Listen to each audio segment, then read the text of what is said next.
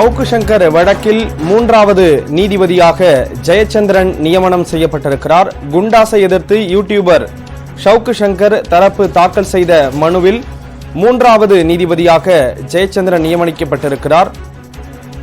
மூன்றாவது நீதிபதியாக ஜெயச்சந்திரனை நியமித்து உயர்நீதிமன்ற பொறுப்பு தலைமை நீதிபதி மகாதேவன் உத்தரவு பிறப்பித்திருக்கிறார். முதல் வழக்காக நாளை காலை நீதிபதி ஜெயச்சந்திரன் இந்த வழக்கை விசாரிக்க இருக்கிறார். காவலர்கள், பெண் காவலர்கள் குறித்து அவதூறு தெரிவிக்கக்கூடிய விதத்தில் கருத்துக்களை பதிவிட்டதாக சவுக்கு சங்கர் கைது செய்யப்பட்டிருக்கிறார். அவர் தொடர்பான வழக்கு விசாரணை நடைபெற்று வரக்கூடிய நிலையில் இருவேறு நீதிபதிகள் மாறுபட்ட தீர்ப்பை வழங்கியிருந்தார்கள். தற்பொழுது மூன்றாவது நீதிபதி நியமனம் செய்யப்பட்டிருக்கிறார்.